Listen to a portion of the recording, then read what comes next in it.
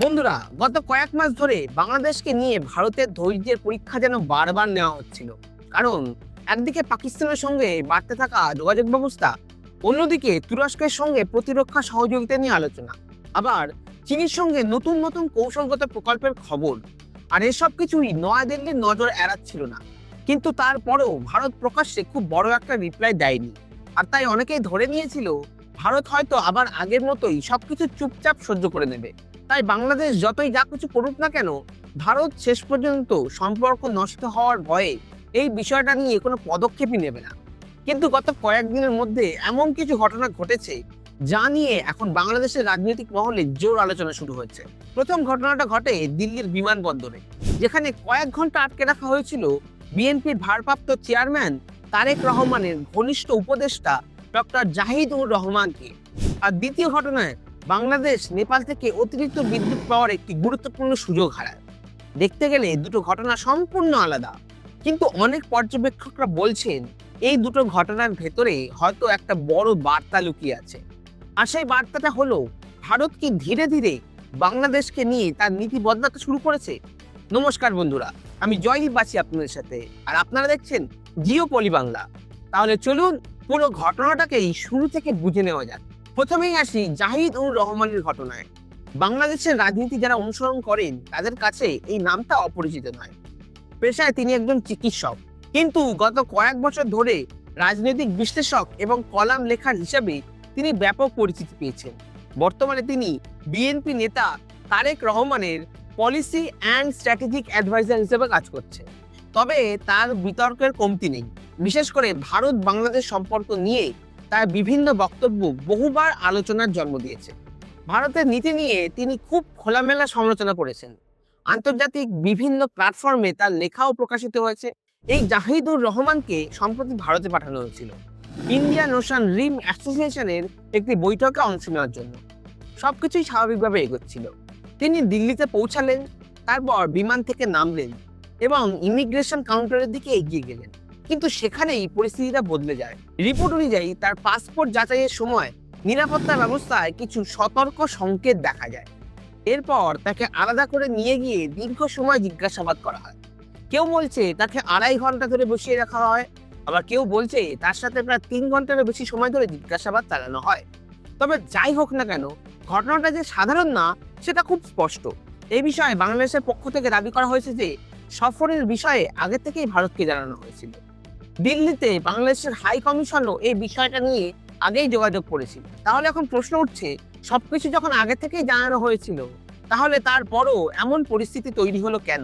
তবে এই প্রশ্নের উত্তর অফিসিয়ালি এখনো কেউ জানায়নি।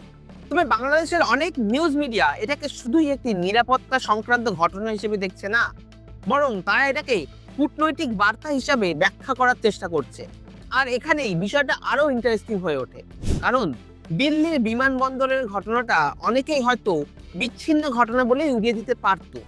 কেউ বলতে পারত এটা শুধুই নিরাপত্তা সংক্রান্ত একটা প্রতিক্রিয়া ছিল, আবার কেউ বলতে পারত এর সঙ্গে রাজনীতির কোনো সম্পর্ক নেই। কিন্তু তার মাত্র কয়েকদিনের মধ্যেই আরো একটা ঘটনা সামনে এসেছে, আর সেই কারণেই অনেকের নজরে এই দুটো ঘটনাই একদিকে ইঙ্গিত করছে। কারণ দ্বিতীয় ঘটনাটা এমন একটা ক্ষেত্রে ঘটেছে যেখানে শেষ পর্যন্ত সিদ্ধান্ত নিয়েছে ভারত, আর সেটা হচ্ছে বিদ্যুৎ। দেখুন, দক্ষিণ এশিয়ার রাজনীতি শুধু সেনাবাহিনী বা কূটনৈতিক শক্তিতেই সীমাবদ্ধ নয়। এখানে কখনো কখনো বিদ্যুৎ, জ্বালানি, ট্রেন রুট কিংবা বাণিজ্যিক অবকাঠামো বড় কৌশলগত হাতিয়ার হয়ে ওঠে। আর ঠিক এমনই একটা ইস্যুতেই সম্প্রতি বাংলাদেশ নতুন একটা বাস্তবতার মুখোমুখি হয়েছে। ঘটনাটা শুরু হয় 2024 সালে। সেই সময় ভারত, বাংলাদেশ এবং নেপালের মধ্যে একটি গুরুত্বপূর্ণ বিদ্যুৎ চুক্তি স্বাক্ষরিত হয়। চুক্তি অনুযায়ী বর্ষাকালে নেপালের জলবিদ্যুৎ প্রকল্পতে অতিরিক্ত বিদ্যুৎ উৎপাদন হলে তার একটা অংশ বাংলাদেশ কিনতে পারবে। প্রাথমিকভাবে সেই পরিমাণটা ছিল 40 মেগাওয়াট। বাংলাদেশের জন্য এটা ছিল ইতিবাচক খরচ, কারণ নেপালে জলবিদ্যুৎ তুলনামূলকভাবে সস্তা, পরিবেশ বান্ধব এবং দীর্ঘমেয়াদী জ্বালানি নিরাপত্তার ক্ষেত্রেও গুরুত্বপূর্ণ। কিন্তু পুরো ব্যবস্থায় একটা বড় শর্ত ছিল, নেপাল থেকে বাংলাদেশে বিদ্যুৎ সরাসরি পৌঁছানো যাবে না। বিদ্যুৎকে যেতে হবে ভারতের মধ্যে দিয়ে। ভারতের ট্রান্সমিশন নেটওয়ার্ক ব্যবহার করে সেই বিদ্যুৎ বাংলাদেশে পৌঁছাবে। অর্থাৎ এই পুরো ব্যবস্থার কেন্দ্রবিন্দুতে ছিল ভারত। আর এখানেই শুরু হয় নতুন জটিলতা। সম্প্রতি নেপাল এবং বাংলাদেশের মধ্যে একটি আলোচনা হয়। 40 মেগাওয়াট বিদ্যুতের পরিবর্তে এবার যদি 60 মেগাওয়াট বিদ্যুৎ কেনা যায়, অর্থাৎ অতিরিক্ত আরো 20 মেগাওয়াট। কাগজে কলমে বিষয়টা খুব সহজ মনে হতে পারে, কিন্তু বাস্তবে বিষয়টা অতটাও সোজা নয়। কারণ শুধু বিদ্যুৎ উৎপাদন করলেই হয় না, সেটা নিরাপদভাবে পরিবহন করার ক্ষমতাটাও থাকা উচিত। ভারতের বক্তব্য ছিল বর্তমান ট্রান্সমিশন ব্যবস্থার সক্ষমতা, ডিগ্রির ভারসাম্য এবং প্রযুক্তির বিষয়গুলোকে বিবেচনা না করে অতিরিক্ত বিদ্যুৎ পরিবহনের অনুমতি দেওয়া সম্ভব নয়। ফলে ভারতের সেন্ট্রাল ইলেকট্রিসিটি অথরিটি এই অতিরিক্ত 20 মেগাওয়াট বিদ্যুতের অনুমতি দেয়নি। আর এর অর্থ হলো আগের 40 মেগাওয়াটের ব্যবস্থাই চলবে, কিন্তু আপাতত অতিরিক্ত বিদ্যুৎ পরিকল্পনা বাস্তবায়ন করা হচ্ছে না।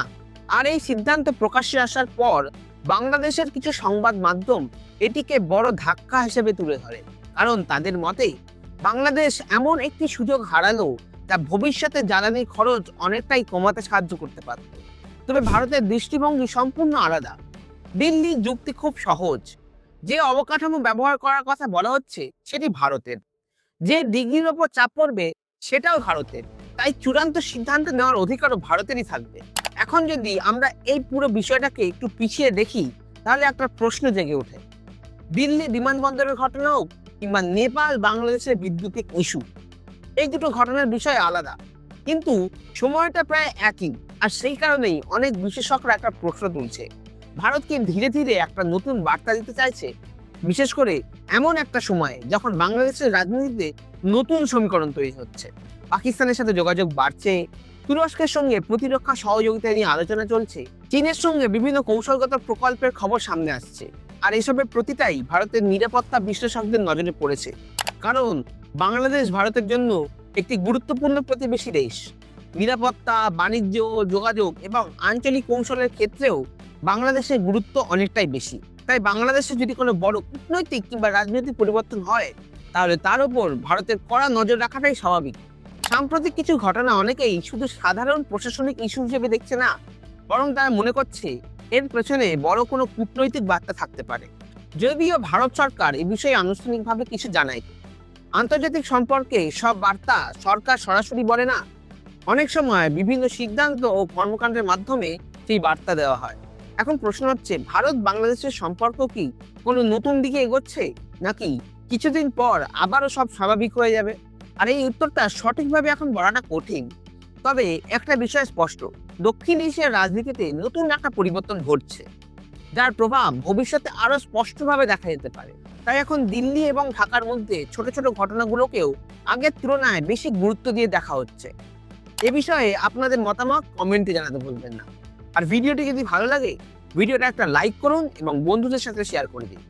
আর চ্যানেলে নতুন হয়ে থাকলে চ্যানেলটিকে সাবস্ক্রাইব করে পাশে থাকা বেল আইকনটিকে অল করতে ভুলবেন না। আজকের ভিডিওটা আমরা এখানেই শেষ করছি।